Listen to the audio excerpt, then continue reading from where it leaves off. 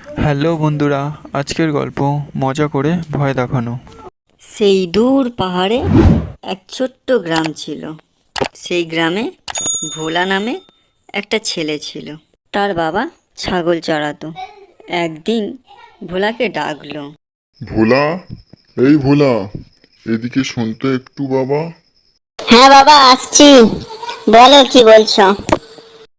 শোন খোকা, তুই তো এখন অনেক বড় হয়ে গেছিস, আর আমার তো অনেক বয়স হয়েছে। বল, এখন থেকে তুই একটু ভেড়াদের দায়িত্ব নিস, ওদের যত্ন নিস, ওদেরকে মাঠে নিয়ে যাস। এই বলে ভোলার বাবা ওখান থেকে চলে গেল। বেচারি ভোলা, সে কি করবে সে বুঝতেই পারে না।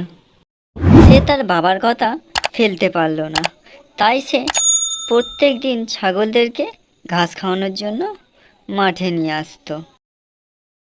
ছাগলগুলো ঘাস খেত, আর ভোলা একটি গাছের নিচে বসে তাদেরকে পাহারা দিত। কিন্তু ভোলার পাহারা দিতে একদম ভাল লাগতো না, সে শুধু খেলতে চাইতো। তাই সে একদিন গাছের নিচে বসে ভাবছিল, আর ভাবতে ভাবতে তার মাথায় একটা মজার চিন্তা এলো। সে চিৎকার করে বলে ওঠে, নেকড়ে নেকড়ে নেকড়ে এসেছে, নেকড়ে আমার ছাগলগুলো খেয়ে নিল, বাঁচাও, নেকড়ে এসেছে। ভোলার এই কথা শুনে গ্রামবাসীরা ছুটে ছুটে আসছিল। এখানে এসে তারা দেখে এখানে কোনো নেকড়েই নেই। ছেলেটি শুধু শুধু চিৎকার করে তাদেরকে ডেকে তাদেরকে ভয় দেখাচ্ছিল। সেই ভয় দেখিয়ে ছেলেটি খুব মজা পাচ্ছিল। তারা ছেলেটিকে কিছু না বলে নিজেদের মধ্যে কথা বলতে বলতে চলে গেল। পরের দিন ভোলা আবার ছাগলগুলোকে নিয়ে মাঠে আসে। ছাগলগুলো মাঠে ঘাস খায়, আর ভোলা আবার সেই গাছের নিচে গিয়ে বসে।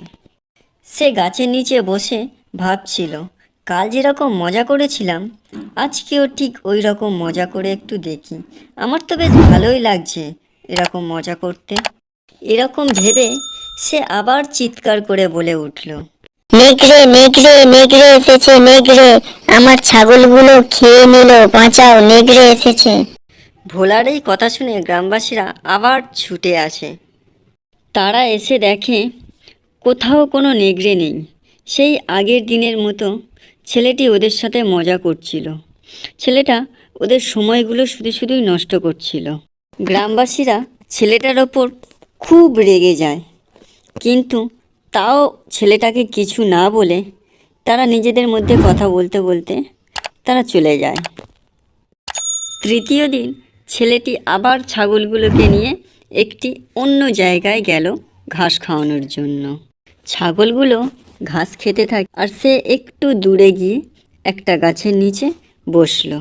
ভোলা ওই গাছের নিচে বসে আবার চিন্তা করতে লাগলো। সে ভাবছিল আজকেও সে নেগড়ে নেগড়ে বলে চিৎকার করবে। ভোলা এই কথা ভাবতে ভাবতে সে দেখল সেই দূর থেকে হঠাৎ একটা নেগড়ে তার ছাগলদের উপর আক্রমণ করবে বলে সে ছুটে ছুটে আসছে। ভোলা কি করবে সে নিজেই বুঝে উঠতে পারে না। তাই সে খুব জোরে চিৎকার করে গ্রামবাসীদেরকে ডাকতে থাকে।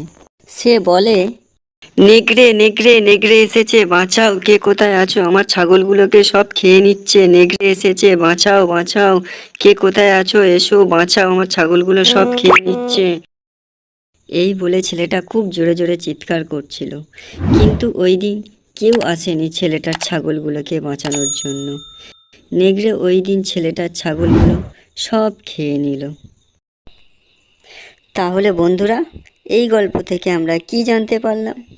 যে অকারণে কোনো মানুষকে ভয় দেখাবে না বা ঠকাবে না। যখন তুমি সত্যি সত্যি বিপদে পড়বে তখন কিন্তু তুমি কোনো মানুষের থেকে সাহায্য পাবে না, কারণ তারা ভাববে তুমি তাকে ভয় দেখাচ্ছ বা ঠকাচ্ছ।